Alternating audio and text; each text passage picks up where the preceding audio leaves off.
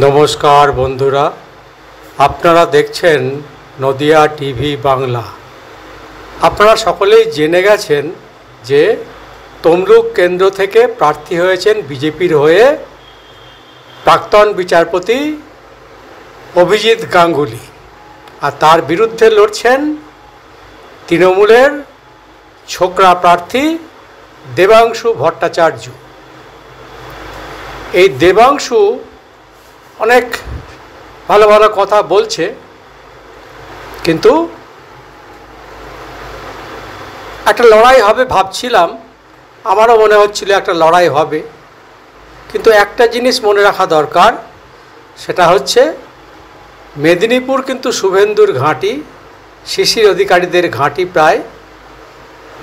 তমলুক কেন্দ্রেও তার প্রভাব যথেষ্ট, এবং সেই সঙ্গে সংখ্যালঘুদের একটা বড় অংশ এখন বুঝতে পারছে যে বিজেপি ঠিক সাম্প্রদায়িক যেভাবে বলা হয় ওরকম সাম্প্রদায়িক দল নয়।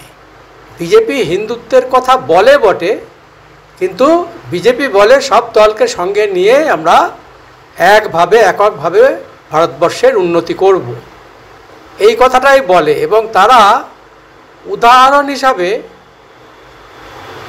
যোগী আদিত্যনাথের উত্তরপ্রদেশকে দেখতে পাচ্ছে, সেখানে মুসলিমরা কেমন আছেন তারও খবরাখবর এখানকার অনেক লোক রাখেন।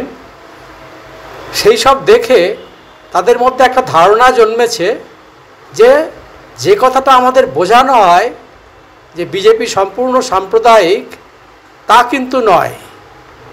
বিজেপি হিন্দুত্বের কথা বলে, হ্যাঁ ঠিক কথাই বলে, কিন্তু মুসলমানদের তাড়িয়ে দাও এই কথা বলে না।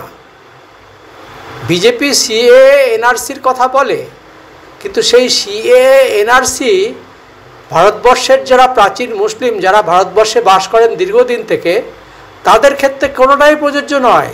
তারা সবাই ভারতের নাগরিক, এই কথাটা তারা বারবারই বলছেন।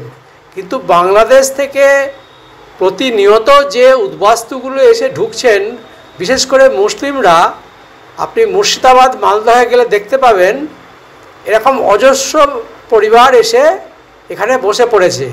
বাংলাদেশে জায়গার অভাব আছে, অর্থনীতিও খুব মজবুত নয়, তারা এখানে এসে আশ্রয় নিচ্ছে। ভারতবর্ষ বৃহৎ দেশ, সুতরাং সেখানে বসবাস করছে। এই প্রতিনিয়ত আশাটা বিজেপি বিরোধিতা করে, সেটা আপনিও করবেন, সকলেই করবে, কারণ জনসংখ্যার একটা চাপ অর্থনীতির ওপর পড়ে, এ কথাটা মানতেই হবে।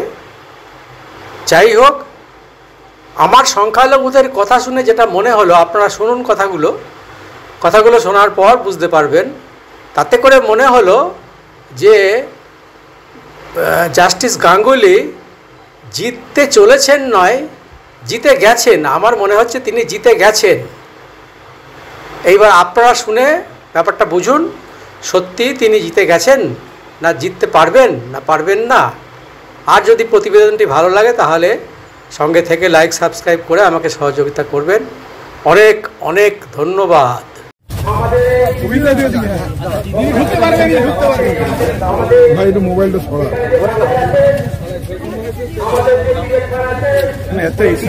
উন্নয়ন হয়েছে, কিন্তু এই দারগাটা এই অবস্থায় আছে আপনারা দেখছেন।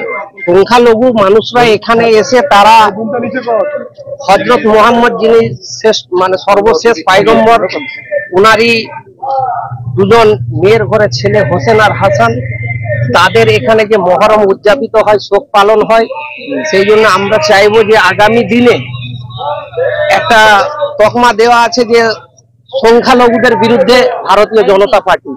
তো আজকে সেই প্রমাণ করে দিলেন যে কোনোদিন তাই নয়।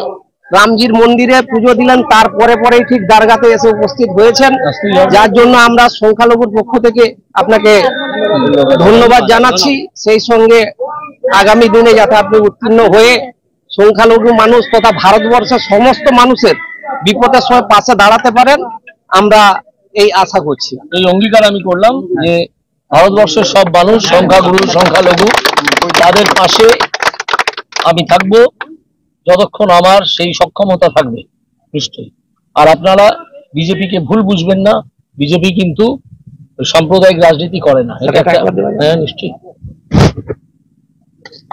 আমি নিয়ে চলে যাবো বললাম যে নন্দকুমার বিধানসভা, মহিষাদল বিধানসভা এবং নরঘাট বিধানসভা সমস্ত সংখ্যালঘু মানুষরা এখানে এসে তারা তাদের 10 দিন মহরমের শোক পালন করে। এটা সেই সর্বশ্রেষ্ঠ জায়গা, যার জন্য সমস্ত কিছু উন্নয়ন হয়েছে, এটা এইভাবেই পড়ে রয়েছে। তো যার জন্য স্যারের কাছে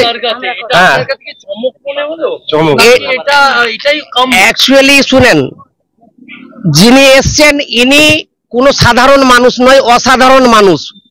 ইনার যোগ্যটা মানুষকে ভগবানের জায়গাতেই বসিয়ে রেখেছে, সেই জন্য উনি যে তার একটা দৃশ্য উনি এখানে দেখিয়ে দিয়ে গেলেন। আমরা খুশি যে আগামী দিনে যাতে সবার সঙ্গে থেকে উনি সবার কাজ করে একইভাবে সবাইকে দেখেন, আমরা এই আশা করি ওনার কাছে। আপনার নাম? রবিউল মল্লিক।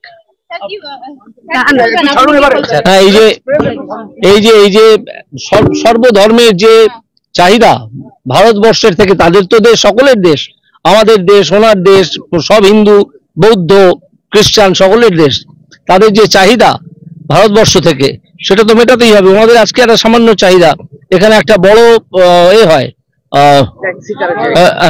ট্যাক্স শিকারের জায়গা, সেই জায়গাটাতে খানিকটা উন্নয়ন তো উনি চাইছেন, আর তো নিজের জন্য তো কিছু চাইছেন না ওনারা। করলেন যে সম্প্রদায় ব্যতি রেখে একই সঙ্গে সকলের উন্নয়নে আমি শামিল। অবশ্যই অবশ্যই, একথা দ্বিতীয়বার উচ্চারণ করতে বা 2000 বার উচ্চারণ করতে আমার কোনো দ্বিধা নেই। কিন্তু উনার যখনই আছে কি লক্ষ্মী ভান্ডার দিলে, লক্ষ্মী ভান্ডার দিতে গিয়ে পুরো দেশটাকে শেষ করে দিয়েছে, ঠিক আছে। তো সেই জন্য আজকে শিল্পের জায়গায় কি হয়েছে, খেলা আর মেলা। কি উন্নয়ন করেছেন আপনারা তো সাংবাদিক, তাদেরকে মাথায় চাপিয়ে রেখেছেন, তো আপনারাই জানবেন কি উন্নয়ন করেছে। আপনি বলুন যে এই উন্নয়ন করেছে, শিক্ষার মেরুদণ্ড ভেঙেছে, না একটা শিল্প হয়েছে, না একটা বেকার সমস্যা দূর হয়েছে। ওই 500 টাকা করে দিয়ে আরো অন্য করে দিয়েছে, আর শুধু নাম বদল, দিদি দাদার প্রকল্প আর দিদির নাম, এই হচ্ছে ব্যাপার। আমি বলছি যে দাদার প্রকল্প, দিদির নাম, উনার একটা সারা জীবন যে ধোঁকাবাজি উনি দেখিয়ে গেছেন, কালও আজও দেখাচ্ছে। তো এবারে মুসলিমরা ঠিক যোগ্য জবাব দিয়ে দেবে।